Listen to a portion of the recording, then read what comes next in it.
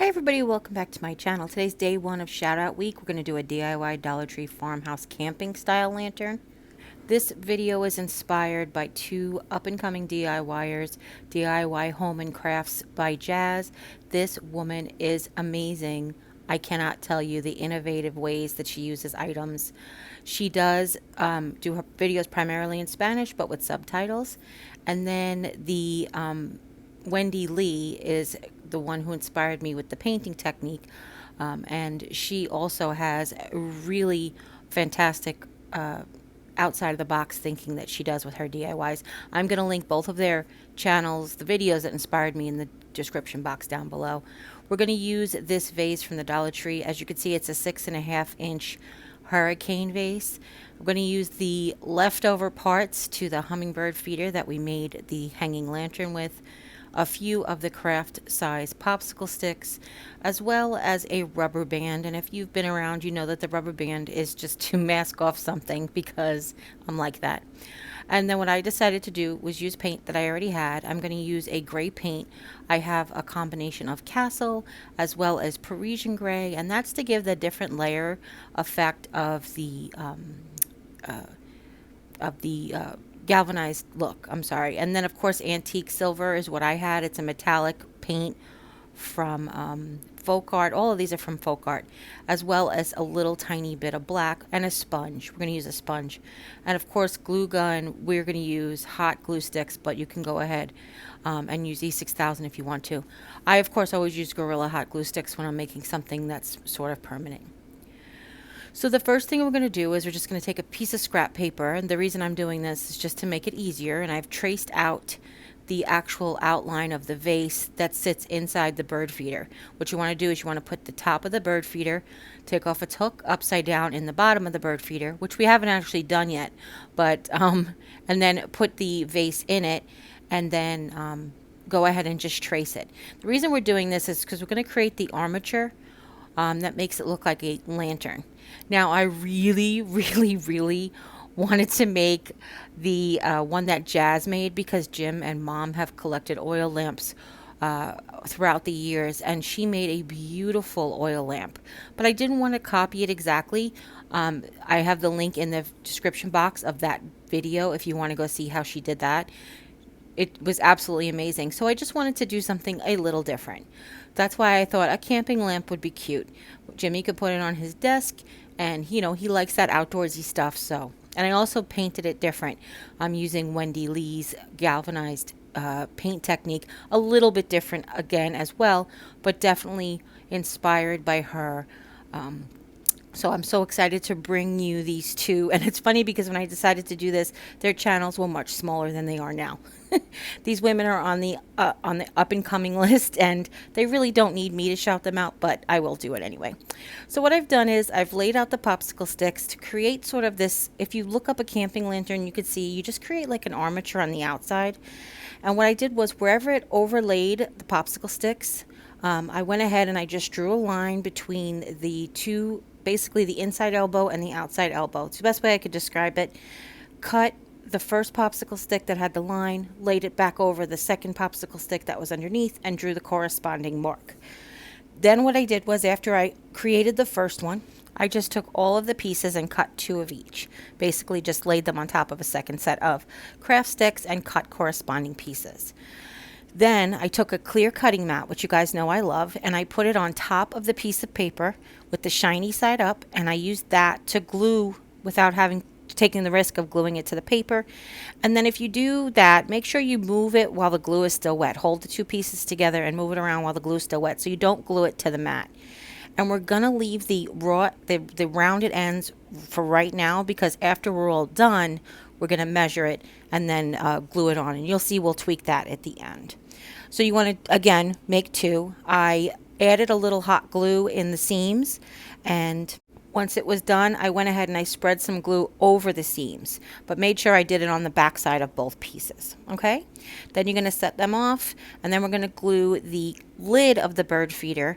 We're going to take off the hook, and we're going to glue it upside down in the bottom of the bird feeder. But first we're going to take out the flowers, separate the two pieces that comes apart real easy, and glue them together because we want to make it more permanent.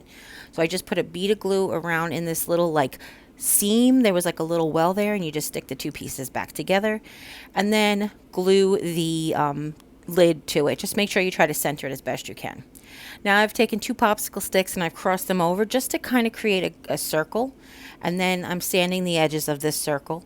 And the reason I did this, and I didn't say you need a little toothpick or a skewer or something, but we're going to create the knob that makes it look like a lantern. So she's so creative that she thought about this little tiny stuff. Oh, coming to a screeching halt, I forgot to tell you about all the stuff that we're going to not throw away. The top to these soap pumps I had left over from a project I did for Emily, and a cap from Mod Podge or paint. Both of them fit on top of that soap pump. It's very bizarre. But I feel like that clear plastic soap pump is always available at the Dollar Tree if you want to do this. But we're just going to create the cover with this. Now I had this little handle left over from the lanterns from the Dollar Tree. This one is metal. The lantern, I believe, that had the metal one was an ornament, I think. I'm not 100% sure. But what I just did was I just stretched the metal to fit onto the cover a little bit better.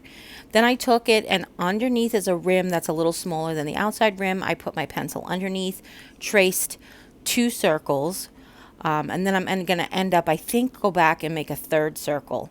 But what we do is we're going to basically put these circles up into the lid so that it actually sits inside the jar.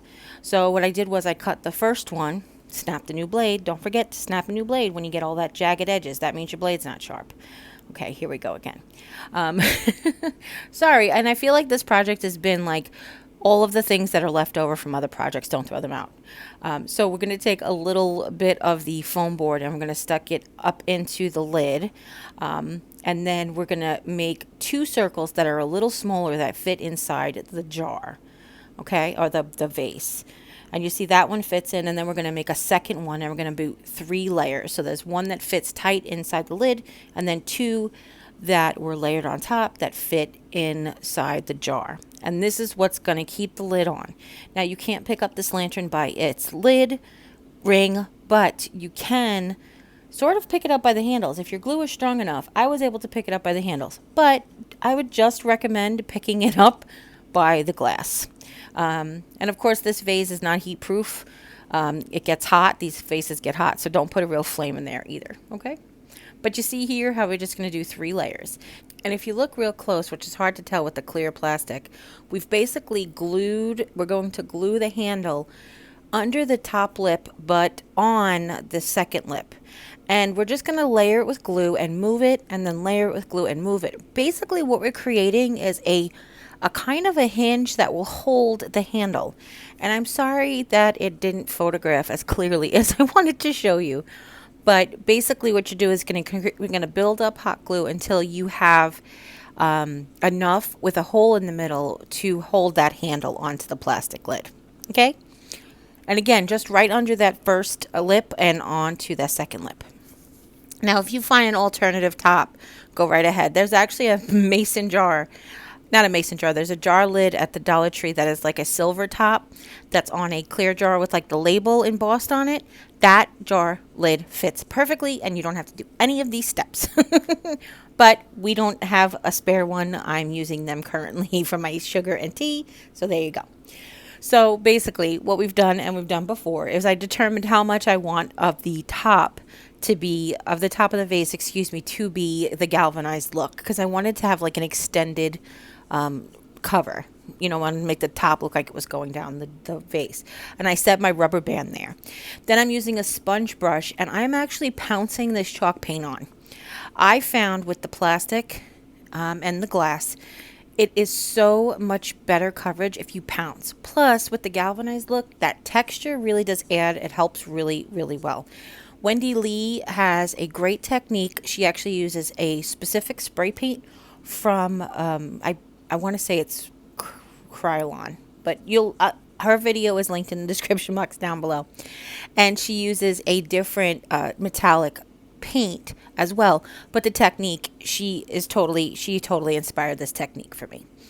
Now my paint is not as gray as hers. Mine is more like taupey colored, But I kind of like that, that white kind of galvanized, like the white in the galvanized. I like that. So we're just going to coat all of the things that we want to with this gray paint, including the little knob and both sides of the armatures, which is like the popsicle sticks we created. I'm going to do the front and then wait a few seconds, or I mean, if like well, it was like a minute. I changed the channel on the TV, and then when it was dry, I flipped it over and did the other side. And if I got any on that black handle, I wiped it off because I wanted to keep the handle black, but I wanted to make sure that it was glued on there before. So I just took my wipe and I went ahead and I wiped whatever was on there. So after everything dries, if you want to go give it a second coat, absolutely 100% you can. But what I'm going to do is take a tiny bit of sponge. This is just sea sponge that I've had for a million years. But you can just rip up a cello sponge that has like the texture, not like the yellow one that doesn't really have a lot of holes. You want to use a sponge that has like texture. And we're just going to dab the metallic paint on. Now the metallic paint doesn't really photograph that well on my camera. So you can't really see the sheen, but it's on there, I promise. And you want to make sure that you leave some of the base coat because that's what's going to create the dimension. That's going to create the weathered look. The weathered look being the flat paint that is underneath all of the shiny paint. Now, the video that I watched of hers with this technique, she really only had the 2 layers, but we're going to go ahead and we're going to add to it. I like a little black in my galvanized, so we're going to go ahead and do that as well. After it's all dry, I went ahead with a second coat of the metallic silver, did the back sides of the armatures, and then while the second coat was wet, I took a small tear of the sponge and I added into black paint and just really randomly placed it places. Now I know it looks like, Jerry, you just made a mess, but trust me, we're going to fix it, I promise. I wanted to make sure I added a little to everything just to give it a second to set up, and then went back with some more of the metallic silver. The black was still wet, but it wasn't sopping wet. So I want to make sure that you give a second for the layers to dry. And then you go back over it. And what that does is not only does it help spread some black paint, but it also dulls it down a little bit. It doesn't make it sharp, hard, black splotches. It kind of makes it occasionally look like you have a piece that's gotten really weathered. Okay, and repeat this to all the pieces, including both sides of the armatures. I think I'm going to make the new name of my album Both Sides of the Armatures, because I feel like I've said that like 19 times. Okay, and then just do it till you get the effect that you like. Now, take off the rubber band. We're going to add some glue to the inside of the base, just to glue the vase in. When Jazz did this, then I was just like blown away because she took some lace trim and put it around there that she painted as well, and it looks like that cut work metal that's on a hurricane lamp. It was just amazing. You have to check her out. But what we're going to do is we're going to slowly cut these arms down. We're going to start at the top, and when I basically had cut a piece, rested it aside, as you saw, rested it up against the jar, then I slowly cut the bottom to match where I wanted it to be. And then I actually, after I had them both made, I went back and trimmed them down because I realized they stuck out a little too far from my liking. And then the bottom piece, I kind of tried to curve a little bit so it would hug that that bottom bulb, the bottom of the bird feeder. And then, of course, you don't have to rest it like that because I'm actually doing it for camera purposes. But then I just put a big line of hot glue down, put the arm down, and then I added a little hot glue on both sides, just spread it out nice and thin on the top and the bottom as well. And then I tried to go directly across from it and repeat the process. What I did differently on this other side was I glued the bottom first, let it set up, and then glued the top, just to make sure I had it placed properly. Okay? And then you just put the lid on and enjoy. I really do love the way this came out. I'm so excited that she inspired me to make this. Thank you, Jazz. Thank you, Wendi. You ladies are outstanding. Don't forget to check them out, please. in the description box a link to both of their videos. And if you have any questions at all, leave them in the comments down below. Don't forget to share this video with friends and family, anybody who might be interested in learning how to make these or checking the ladies out. And stay tuned for the rest of the week. We're going to add 3 more videos, I think, for the rest of the week, okay? And as always, you guys take care, God bless, and we'll see you next time. Bye.